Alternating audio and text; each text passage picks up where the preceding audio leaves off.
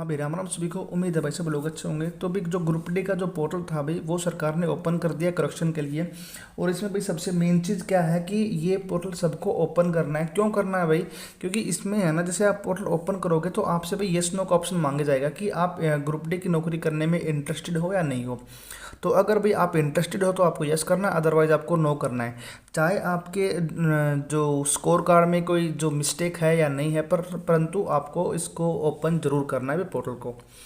साथ में भी सरकार ने आपको कुछ निर्देश दिए हैं, गाइडेंस और इंस्ट्रक्शन दिए हैं भाई, उनको ध्यान से पढ़ लेना है। मैं आपको डिटेल से बता रहा हूँ भाई इसमें क्या क्या आपको गाइडेंस दी गई सरकार के द्वारा। ठीक है भाई। तो सबसे पहला जो वो उम्मीदवारों को हिदायत दी जाती है कि वे सुधार के साथ वे दस्तावेज और जहां भी आवश्यक हो वहां के साथ अपलोड करें भाई। यानी कि ये कह रहे हैं कि अगर जैसे आपको अपनी कैटेगरी ठीक करनी है तो वहां पे अगर आपसे डॉक्यूमेंट अपलोड करने के लिए बोला जाएगा तो आपको अपना कैटेगरी सर्टिफिकेट वहां पे अपलोड करना है। उसके साथ अभी जो जो वे दस्तावेज हैं कि बिना विवरण जानकारी में परिवर्तन पर विचार नहीं किया जाएगा। यानी कि अगर मान लो इन्होंने डॉक्यूमेंट मांगा है और आपने वहाँ पे डॉक्यूमेंट अपलोड नहीं किया तो वहाँ पे आपकी करेक्शन को नहीं माना जाएगा। ठीक है। उसके साथ भाई ये कह रहे हैं कि यह एक सुधार पोर्टल है जिसमें उम्मीदवार को निम्नलिखित चरणों का पालन करना होगा भाई। इसमें ना एक करेक्शन पोर्टल है, जो इन्होंने कुछ यहाँ पे जो चरण दिए गए, मतलब स्टेप दिए गए, उनको आपको फॉलो करना है।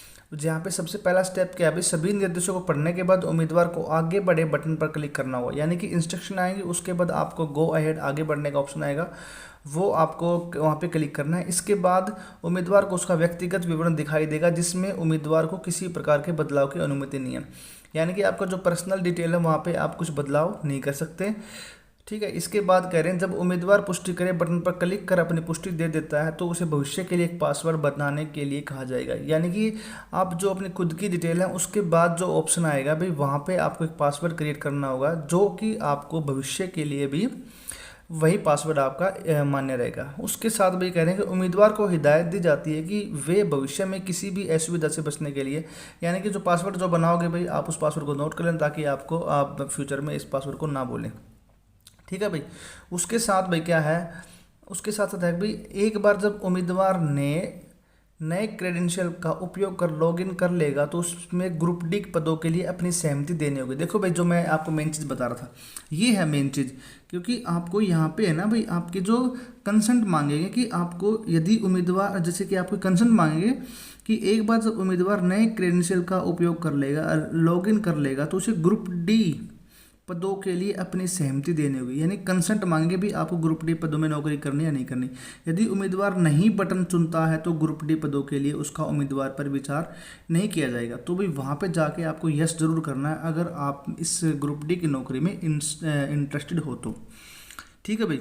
उसके बाद कह रहा है यदि उम्मीदवार हाँ विकल्प चुनता है तो उसकी जन्मतिथि, लिंग और श्रेणी संबंध विवरण की जानकारी प्रदर्शित की जाएगी जिसमें वह आवश्यक परिवर्तन कर सकता है। यानी कि आप अपना यहाँ पे जो करेक्शन है वो किस में कर सकते हो भाई, अपने डेट ऑफ बर्थ के अंदर, अपना जेंडर के अंदर और अपनी कैटेगरी के अंदर। ठीक है। उसके साथ साथ ये कह रहे हैं भाई, उम्मीदवार को अनिवार्य रूप से वे दस्तावेज अपलोड करना होगा। यानी कि जो वैलिड आपका डॉक्यूमेंट होगा वो आपको अपलोड करना होगा, अन्यथा किसी भी परिवर्तन के लिए उनके दावे पर विचार नहीं किया जाएगा। उसके साथ कह रहे हैं भाई, उम्मीदवार आवश्यक परिवर्तन करने और वे दस्तावेज अपलोड करने के बाद सही भरे गए विवरण फॉर्म का प्रिंट ले सकेंगे। यानी कि इस तरीके से भाई आपको ये है जो पोर्टल है ओपन करना है, और अगर आप इंटरेस्टेड हो इसके ग्रुप डी की नौकरी के अंदर तो आपको यस जरूर करना है। ठीक है। अगर आप कहीं चेंज करना है तो उसको चेंज कर सकते हो, अदरवाइज आप इसको ऐसे ही सबमिट कर सकते हो। ठीक है भाई। तो ध्यान से भरना सभी। राम राम सभी को, धन्यवाद।